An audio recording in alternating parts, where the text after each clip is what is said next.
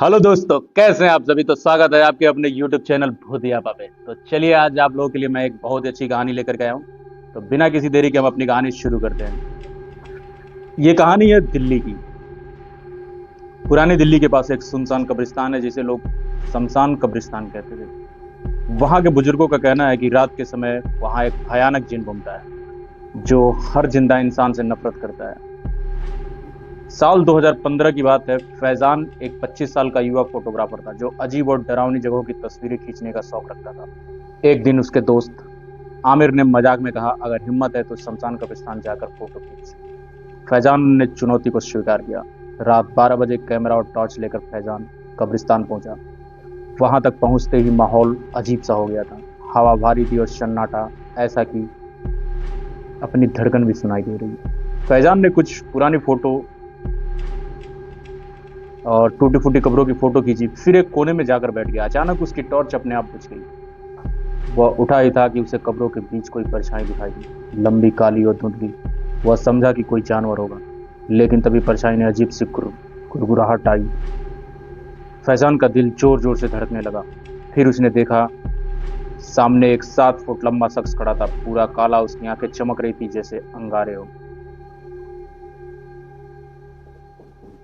फैजान जिस कम्युनिटी से बिलोंग करता था, इस्लाम से, तो इस्लाम में जिन बोला जाता है।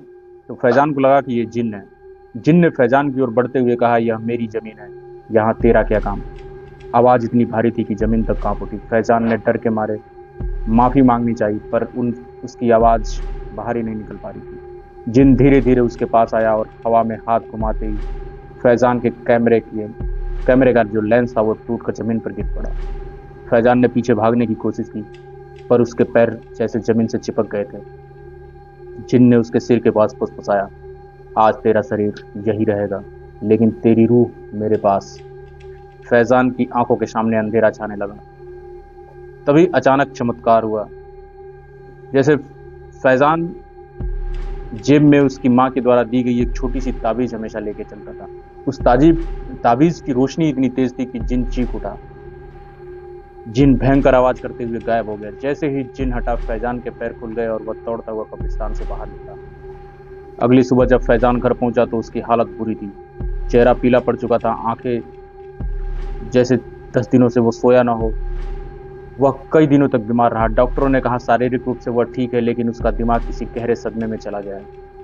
आज भी फैजान उस रात का जिक्र करते हुए कांप जाता है। वह कहता है, कभी भी अजनबी जगहों पर, विशेषकर कब्रिस्तानों में, बिना इजाजत कदम नहीं रखना चाहिए, क्योंकि कुछ दरवाजे ऐसे होते हैं जो एक बार खुल जाए तो वापस बंद नहीं होते। तो कैसी लगी आप लोगों को ये कहानी। अगर आपको ये छोटी सी हमारी कहानी अच्छी लगी हो तो अपने दोस्तों के साथ शेयर करें, हमारे वीडियो को लाइक करें, चैनल को सब्सक्राइब करें और प्लीज़ हमें कमेंट में ज़रूर बताएं कि आपको कैसी कहानियाँ पसंद है। तो हम आपके लिए वैसी कहानी लेकर के आएंगे। और आप लोगों को मैं हमेशा अपनी वीडियो में बताता हूँ कि किसी भी तरीके का अंधविश्वास फैलाने का हमारा कोई वो नहीं है। बस ये है कि आपको एंटरटेनमेंट के लिए हमने बनाया, तो आप एंटरटेनमेंट की तरह से इस वीडियो को देखें, सुने। तो चलिए आज के लिए आप सभी का बहुत बहुत धन्यवाद।